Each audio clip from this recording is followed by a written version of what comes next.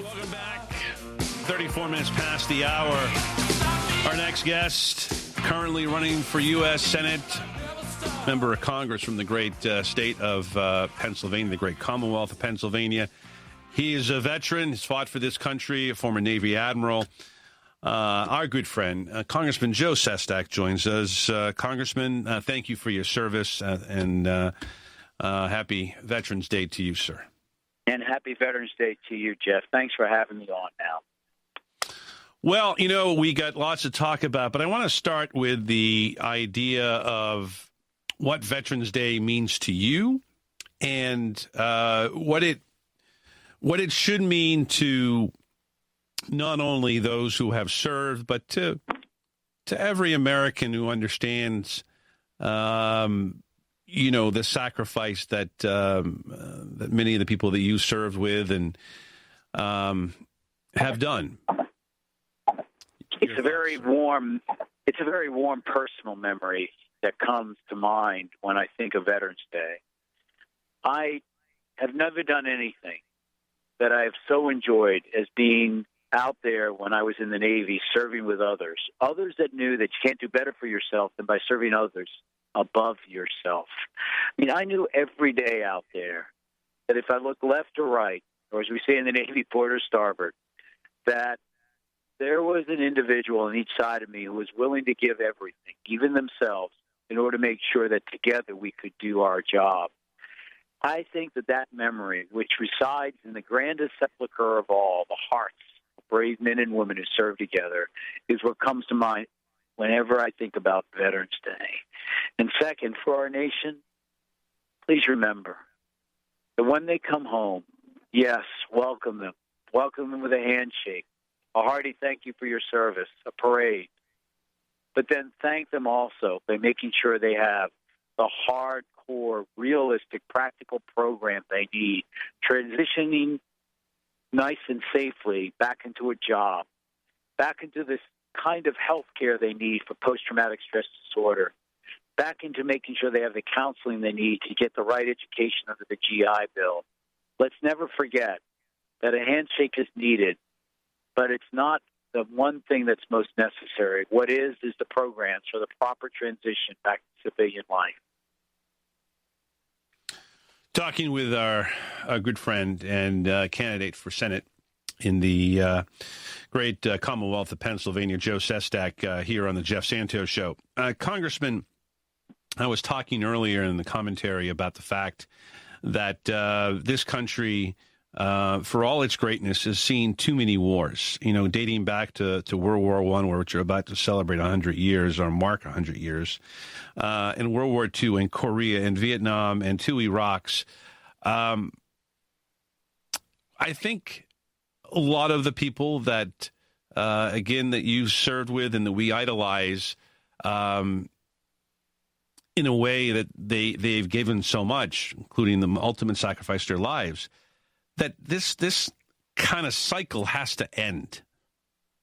We just can't be, the money we spend, the treasure we lose, and it just goes on and on. I'm not saying that, we're all of it's going to be nirvana and there's never going to be another war, but it seems like, when you look back over the last, 70, 80, 90 years, it's almost every decade. Your thoughts? I think the principle that our leaders, our public leaders, have to keep in mind that I learned in my 31 years in the U.S. Navy is that while militaries might stop a problem, militaries cannot fix a problem. I mean, does anybody think we fixed Iraq? And so That is what's key to keep in mind as you go to ensure that our interests around the world are secure. Remember, the military, while it's always on the table, should be on the back of the table. It's the backbone. It's not the rib cage of how we go around the world to secure our interests. Our diplomacy is the art of what needs most to be done. Think about the Iranian Accord. Iran was within 30 days of having enough nuclear material for a nuclear bomb. And yet, through diplomacy that hurt, through sanctions, we were able to bring about an agreement that sets them back on their heels for a minimum of 1 year. not having to use our force to do that.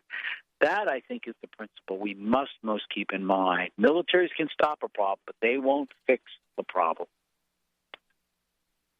Talking with Congressman Joe Sestak here on the Jeff Santos Show. I agree with you 100%. You do a thing every year where on Veterans Day you go visit prisons, and I know you did this today. Talk to me about this.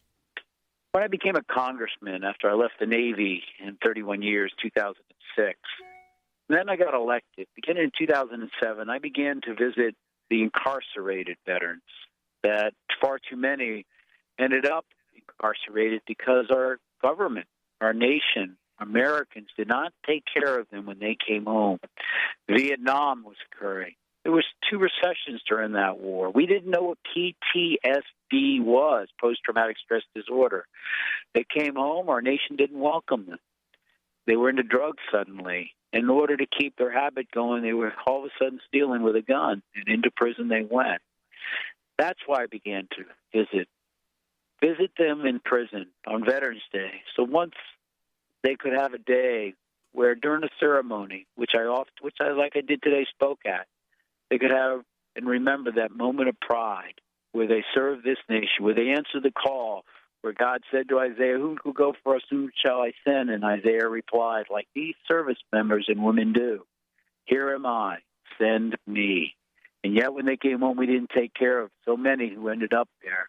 And so I go there just in order to be among my fellow brethren and say thank you. And that's why I do it. Well, that's why we need you in the Senate, sir. Let me talk to you about one other issue that I think is important here. In understanding the Middle East, and we've talked about this before, how the Iran scenario should be the platform or the foundation for going forward. You come together with Russia and China and Iran, enemies of America, and our friends, although sometimes not always there to be a friend in places like Turkey and Saudi Arabia, all came together to stop, as you talked about just a few minutes ago, the Iran nuclear weapon from actually happening. Shouldn't that be what we're talking about also in Syria? I mean, we have the Russians who, it looks like, tragically enough, where ISIS had bombed the plane, it looks like, or an affiliate of ISIS. Isn't this something that we should be thinking about? Because Republicans want a war a week, it seems. And I'm not in favor of the 50 troops that the president put in there because I don't want it to get out of hand. But if it's only 50 and that's where it stays, I can obviously live with that. But isn't there that diplomacy, that negotiation foundation where we should be? Yes, you're right.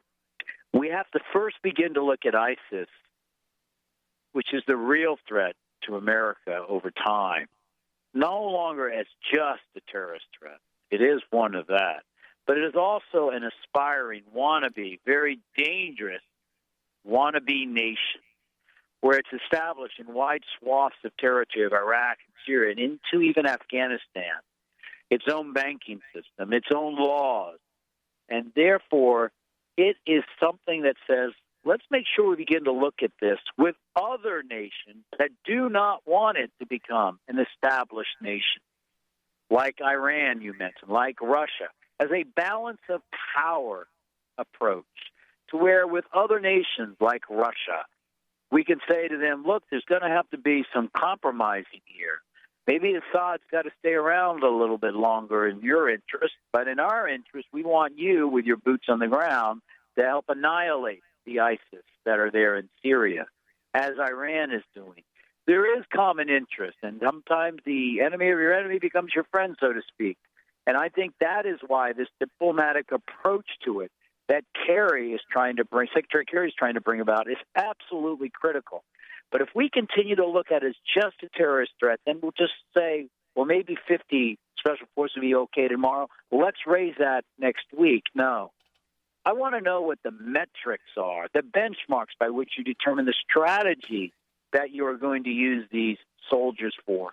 And oh, by the way, even more than that, I want to know how you're going to use other nations that are there in the neighborhood and don't want ISIS to exist, to come together with them diplomatically and have them carry the suitcase to a large extent of doing the work. Congressman, thank you so much. Thank you for your service. Have yourself a good rest of the Veterans Day, and thank you, and good luck on the campaign. Thanks, Jeff. Same to you. Good day. Happy Veterans Day to you. Thank you. We're right back. It's the Jeff Santos Show. Your calls coming up.